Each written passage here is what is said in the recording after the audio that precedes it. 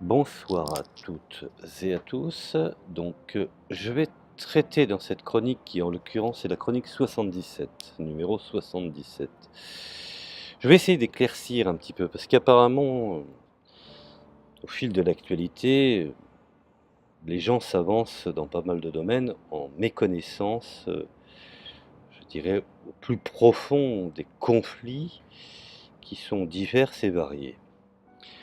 En l'occurrence, je vais essayer de traiter justement pour laver un petit peu l'honneur du chiisme, le conflit qu'il y a entre les partisans de la Wilayat al-Faqih, ça veut dire la Wilayat al-Faqih mutlaq, donc les partisans de la voie de Khomeini et effectivement de Khamenei, donc de Ayatollah Khamenei, Ayatollah Shirazi, Ayatollah Khomeini, on va que je sois clair là-dessus.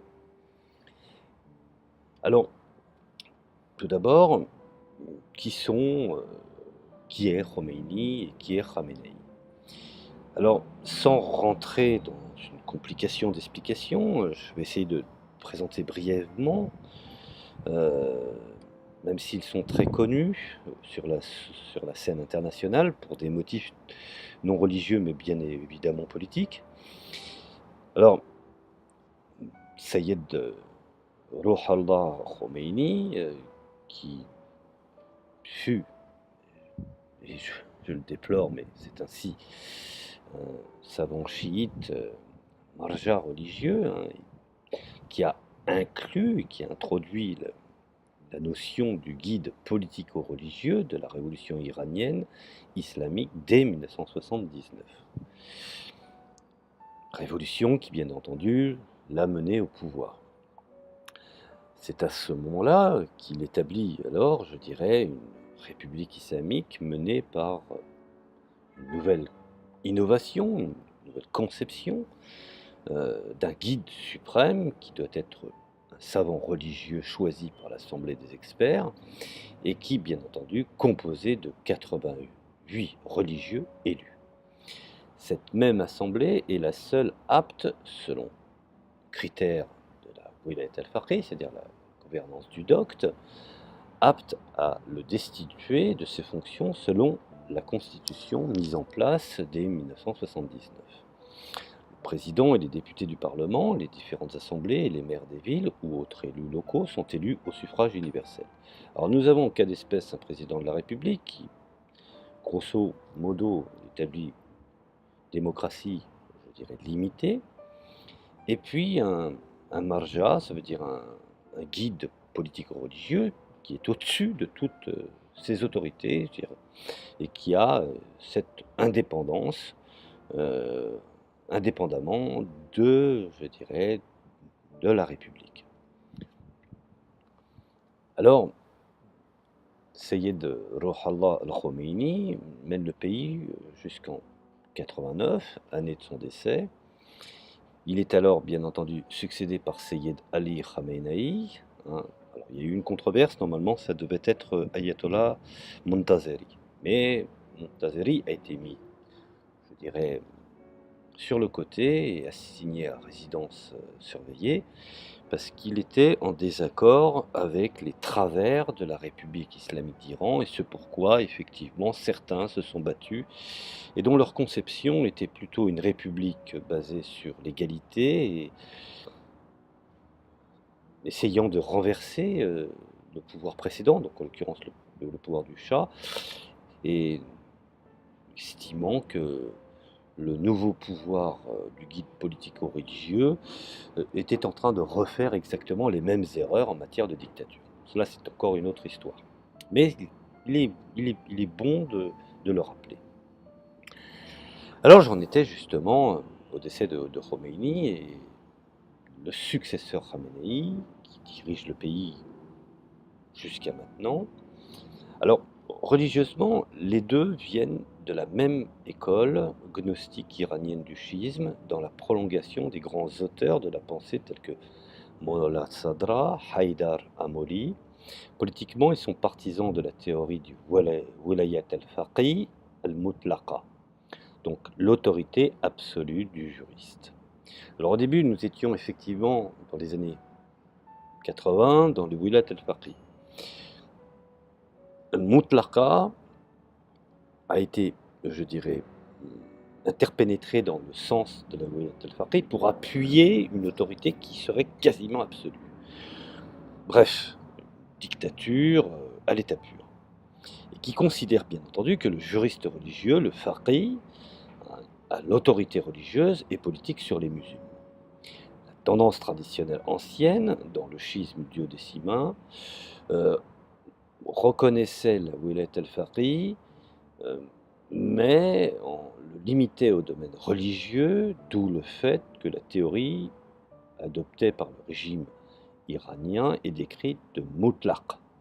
Donc, le terme, dans sa traduction, je dirais grosso modo, est une forme d'absolutisme ou d'absolu.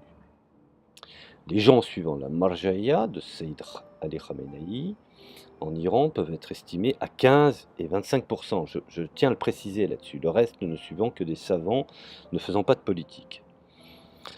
Par ailleurs, la majorité des chiites libanais le suivent. Une partie non négligeable des chiites du Golfe Persique le suivent également. Il reste très peu suivi en Irak, au Pakistan ou ailleurs. Que les choses soient claires là-dessus. Alors, nous en arrivons bien entendu, je dirais, à la conception adverse du courant plus ou moins incarné par Shirazi ou les shirazistes. Donc, il faut savoir que la famille al-Shirazi est une famille de savants chiites irako-iraniennes, reconnue et respectée depuis maintenant un siècle et demi, et qui descend du fait de leur turban noir, des scients du prophète. Par son arrière-petit-fils, le martyr Zayd ibn Ali, l'actuelle, je dirais, plus grande figure vivante de cette famille est le marja résident à Qom, en Iran, Sayyid Sadiq al-Shirazi. Hautement surveillé, bien entendu. Donc maintenant, j'ai planté le décor. Je ne vais pas faire l'historique de cette famille parce que ce n'est pas, je dirais, ce n'est pas essentiel puisqu'on parle réellement du conflit. Alors, il faut savoir que le début, je dirais, du conflit entre les différentes conceptions dans le schisme, entre ceux qui veulent tirer le schisme vers une conception politique et de gestion organisationnelle d'État, et ceux qui ont la volonté de garder le schisme tout à fait comme religion, se méfiant de toute forme de politique, donc jugé même de satanique. Alors, d'après les informations et les sources que j'ai en ma possession, je dirais que à partir des années 80, il y a une attaque envers les savants savants réfractaires, ne s'alignant absolument pas sur la doxa, la nouvelle doxa du pouvoir religieux. Un certain nombre de savants à Qom, donc la prestigieuse université religieuse, qu'on appelle Hawza, qui s'opposaient idéologiquement à la Wilayat al-Faqih de l'époque, où politiquement Khomeini était mis en résidence et surveillé ou arrêté, ou même parfois humilié. Certains étaient certes accusés de collaboration avec des forces externes, mais d'autres avaient seulement une position négative, mais silencieuse, sans activisme important. Des individus fidèles au régime se réunissaient près de leur maison pour manifester, les insulter et parfois endommager leur demeure. Le nouveau régime de Sayyid Khomeini n'acceptait pas l'opposition, qu'elle soit silencieuse, et pacifique ou violente et directe. Ce point de vue fut un véritable choc pour Sayyid Mohammed Shirazi.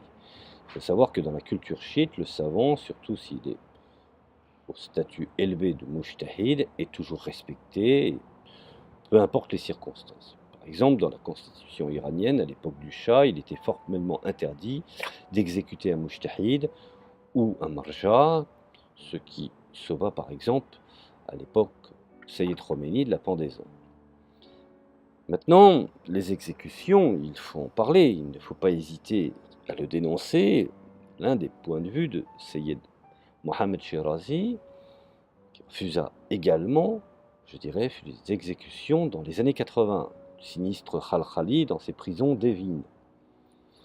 Le régime exécuta alors beaucoup de personnes qu'il considérait comme terroristes ou ennemis des anciens fonctionnaires du Shah, des membres du groupe terroriste des Moudjahidines du peuple, ce qu'on a appelé Moudjahid Khalq, dirigé par Massoud Rajavi, ou des séparatistes kurdes.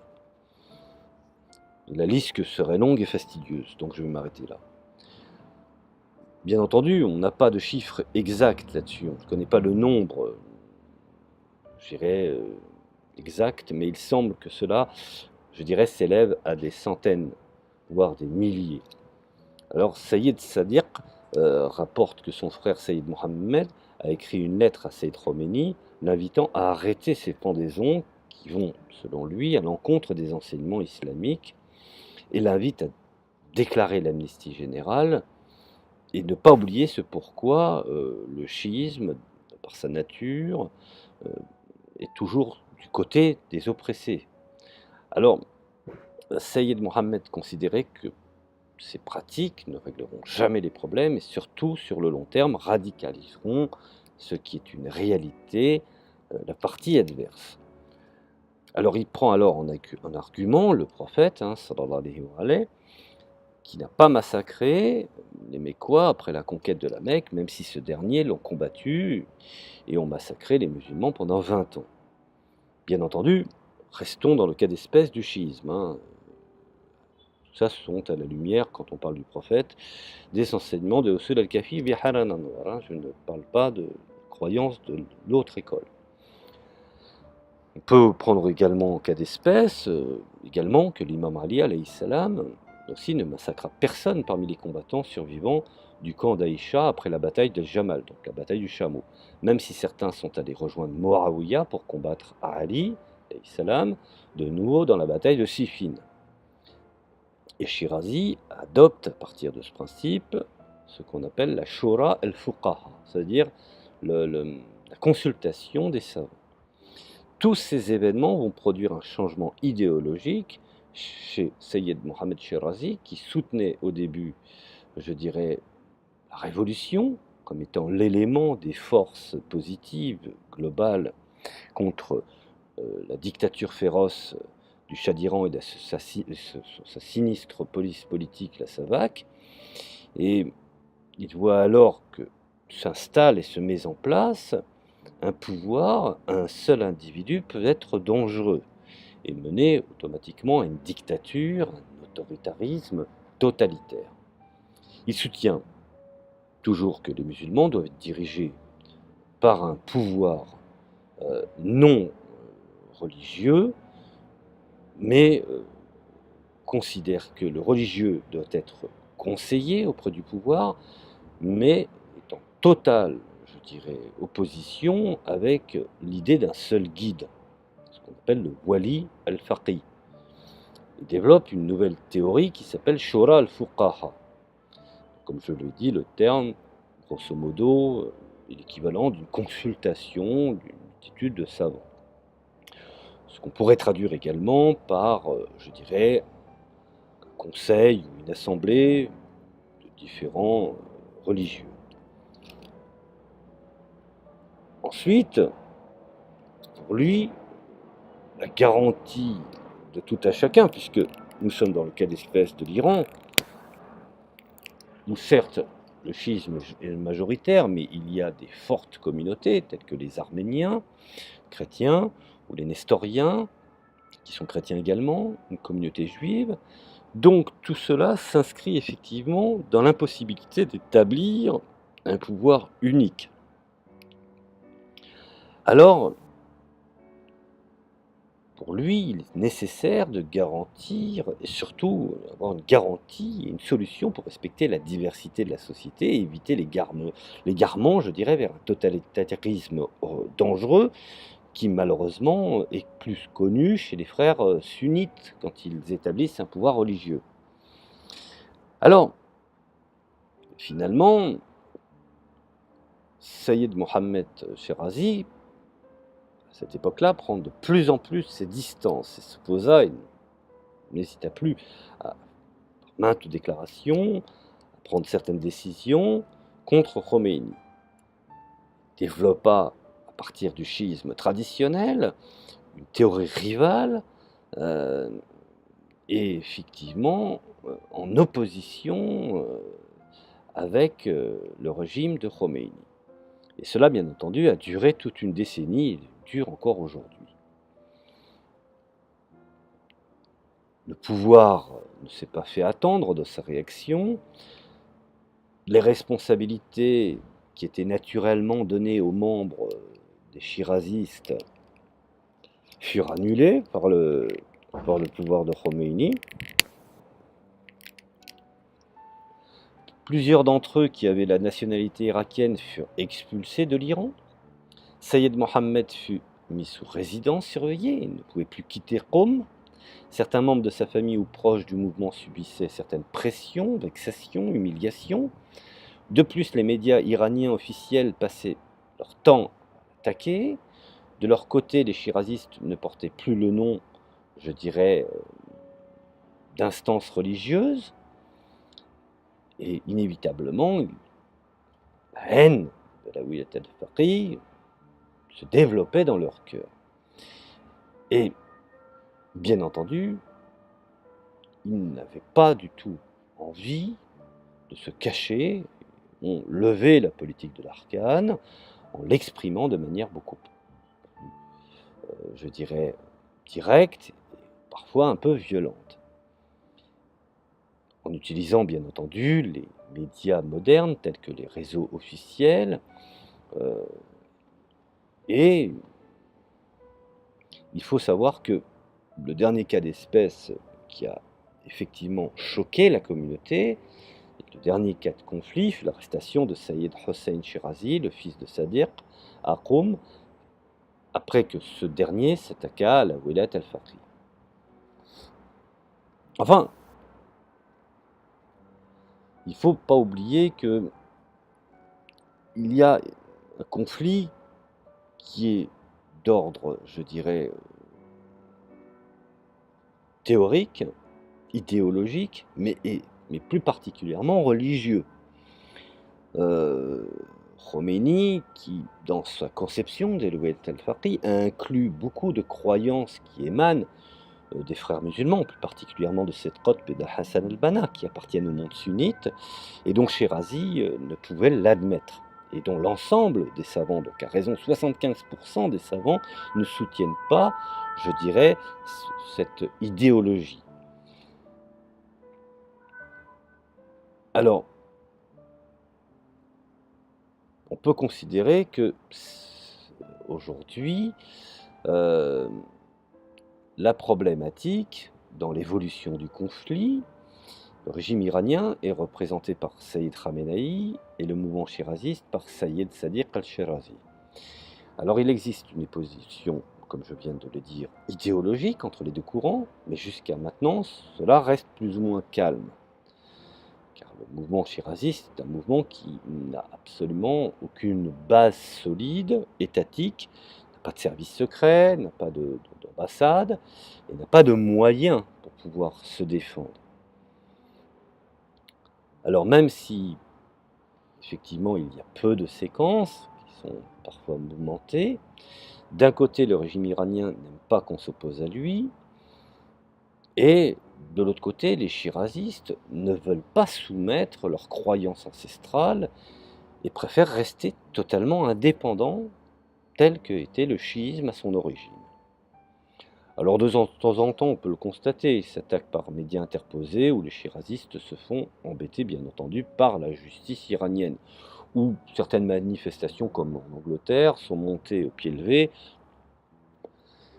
devant certains bureaux. Bien entendu, tout cela manipulé sous opération sous faux drapeau par le régime iranien.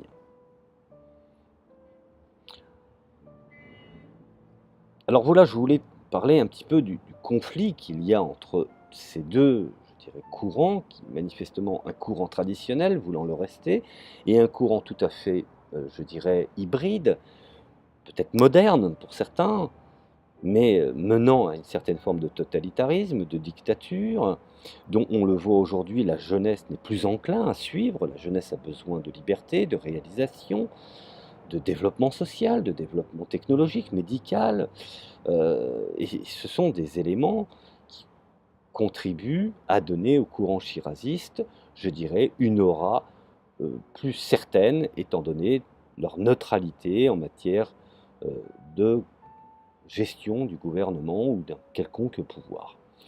Voilà, je vous remercie. Je fais une petite explication rapide et succincte sur le conflit, mais notons qu'il faut bien préciser que 75% des chiites dans le monde ne suivent pas l'Iran. Que les choses soient claires là-dessus. Parce que j'entends beaucoup de gens mélanger le chiisme traditionnel. L'Iran n'existe en tant que pouvoir politique depuis que 1979, hein. Le schisme a une existence, je dirais, de plusieurs siècles. Donc voilà, je voulais expliquer un petit peu le conflit qu'il pouvait y avoir entre ces deux innovateurs que furent Khomeini et Khamenei, et ces deux, je dirais, penseurs traditionnels que furent les chirazistes. Donc voilà, je vous remercie de m'avoir écouté, j'espère que j'ai été assez clair sur l'explication du conflit, je ne vais pas trop rentrer dans certaines confrontations au niveau théorique ou au niveau religieux, au niveau théologique, pardon, parce que cet audio risquerait de durer très longtemps et après cela risque d'être assez obscur pour des gens qui ne sont pas avisés ou informés, à la connaissance bien entendu du chiisme et puis du sunnisme et bien entendu de la religion d'une manière générale. Voilà, je vous remercie de m'avoir écouté, je vous dis à la prochaine audio.